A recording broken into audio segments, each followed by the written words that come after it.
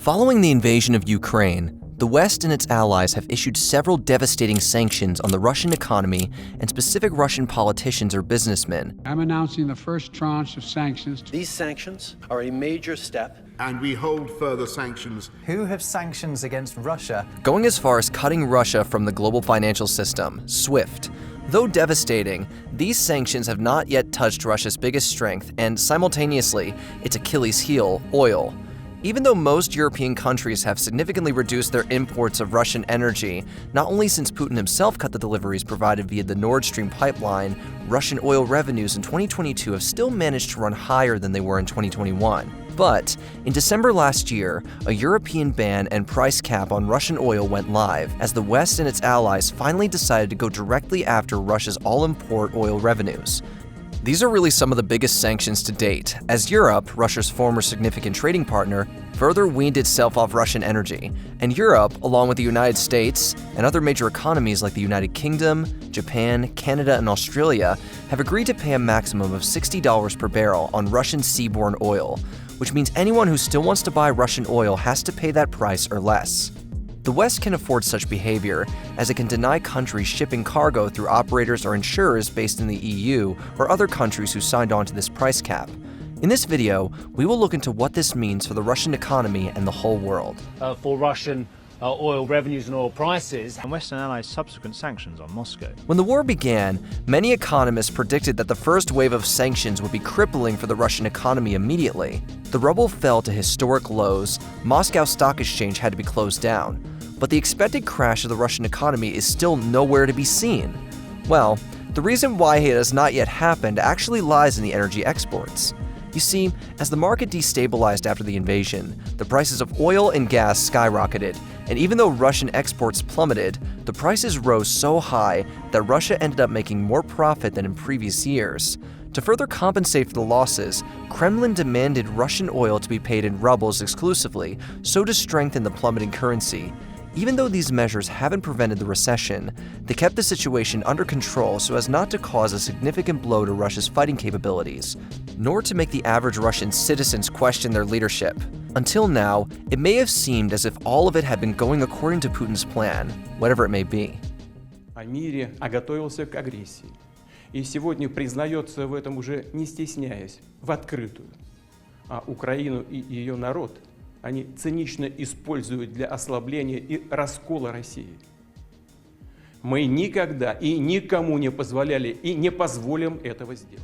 This may all sound good for Putin, but since Western officials didn't see the effect to a sufficient degree, they agreed to go push the sanction further. In essence, limiting Russian oil profits won't only, yes, limit the Kremlin's main source of income, but also provide stability in the volatile energy market. Russia is, of course, not willing to abide by the price cap, but as the current prices of oil aren't much higher than the 60 USD, it therefore should make it not viable for Russia to seek backdoors and just accept the price cap. Just a quick note, the 60 USD is actually much higher than some of the other participants in this deal proposed. The talks have essentially been about two groupings, Estonia, Latvia, Lithuania, and Poland, and the maritime nations of Cyprus, Greece, and Malta. Poland and the Baltics dismissed the $65 to $70 price range, arguing it was toothless. You see, they already had little to no dependency on Russian oil, and the price on the market has dropped to around $52. They argued that a cap around that price would not impact Russia's ability to wage war,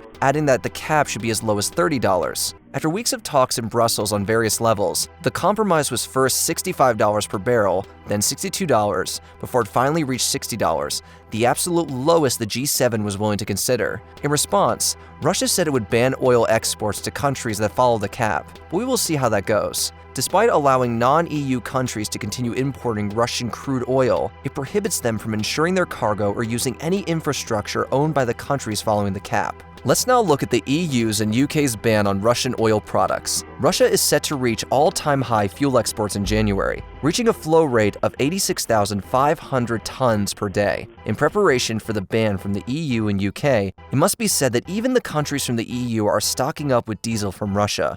On the other hand, the EU ban that came into force on December 5th has closed off Moscow's closest oil market, which took roughly half of Russia's seaborne exports at the start of the year. Except for a small volume delivered to Bulgaria, seaborne flows of Russian crude to the bloc halted in full as planned. The ban has led to much longer voyages for shipments, as Russia needs to seek new sales outlets. The shipments are now taking an average of 1 month from Baltic ports to India or China, compared with just 7 days from the same terminals to Rotterdam, the largest port in the EU.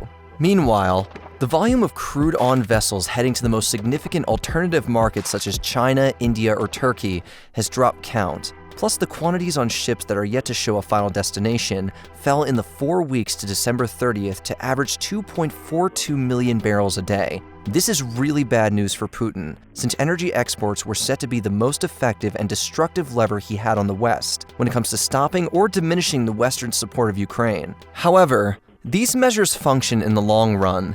The symbolism of a coalition going after Russia's energy exports is still remarkable and very difficult to imagine before Russia's invasion. It is a tremendous step, especially for Europe, and shows how much Russia's invasion of Ukraine and the cruelty and violence of it has shaken the West. You see, it also shows Kremlin really has all its eggs in one basket, believing that energy dominancy in Europe would allow it to leverage certain countries when it came to imposing sanctions, making it impossible for the EU to settle on a consensus. Russia is under unprecedented financial and energy sanctions, especially for an economy of its size. Though it has weathered a lot of that pressure so far, thanks to reasons previously discussed, sanctions are still undoubtedly having a meaningful effect. Russia's economy has shrunk by at least 3.4% and will continue to shrink in 2023. Take the import bans on advanced technology as an example.